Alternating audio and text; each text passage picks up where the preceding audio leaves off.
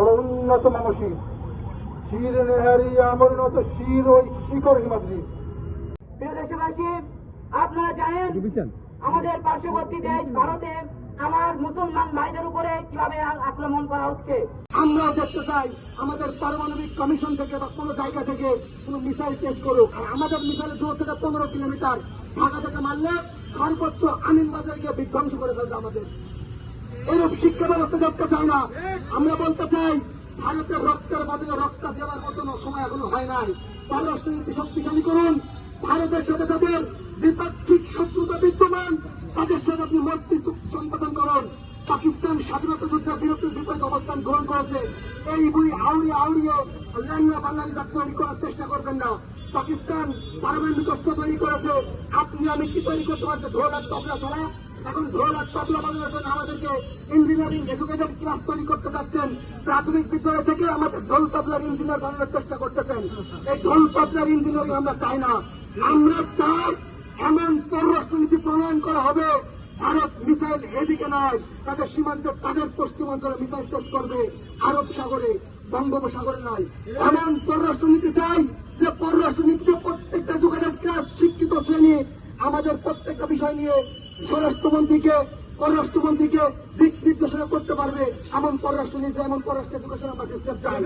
আমরা বলতে চাই ভারতের দিকে দৃষ্টিপাত করে বাংলাদেশকে গণার চেষ্টা করবেন না। অধীনতামূলক গণতন্ত্র আর চর্চা হতে দিতে পারি না। রক্তের বদলে রক্ত নয়, পররাষ্ট্রনীতি প্রণয়ন করুন। ভারতের বাৎসরিক নিরাপত্তা ব্যয় হল 7,82,000 কোটি টাকা, আর বাংলাদেশের বাজেট হল 40,695 কোটি টাকা। আমরা যদি বলতে চাই 7,01,000 রাখলাম, 40,000 আর 85,000 তাদের এক অংশের অর্ধেকের পরিমাণ আমাদের না। আমরা বলতে চাই আমাদের ভাত হাতিবাজার বলেছিল ঘাস খেয়ে হলো অস্ত্র বানাম। আমরা বলবো ঘাস খেয়ে অস্ত্র বানানোর প্রয়োজন নেই। 3 বেলা ভাত আমরা খেতে চাই না, অন্তত 2 বেলা খাবার খাবো। 1 বেলার খাবার মজুত রেখে সেই টাকা মজুত করে প্রয়োজনে অস্ত্র বানিয়ে ভারতের ছোটখাটো পররাষ্ট্রনীতি অর্থাৎ চোখে চোখ রেখে পররাষ্ট্রনীতি প্রদান করতে হবে। আমাদের লাগবে না রে ভাই, আমরা ভারত ভাঙতে যাবো না। তোমার ভারত তুমি নিজেই ঠিক রাখতে পারবে না। শুভেন্দু মোদী পাগল, হাত পাগল যে ভারতের বিজেপি সরকারের মুখ্যমন্ত্রী হতে পারে, সেই সরকারের পটেনশিয়ালিটি কেমন আমরা বাংলাদেশের আজাদিরা বুঝতে পেরেছি। আমাদের লাগবে না, তোমরা তোমাদের রাষ্ট্রকে সুসংহত একত্রিত রাখার চেষ্টা করো।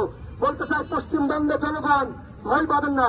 মনে রাখবেন, বিড়াল যদি বাঘের দিকে চোখ রাঙিয়ে তাকায়, বাঘও বিড়াল দেখে ভয় পায়। কিন্তু আমরা বিড়ালের জাতি নয়, আমরা সে বাঘের জাতি।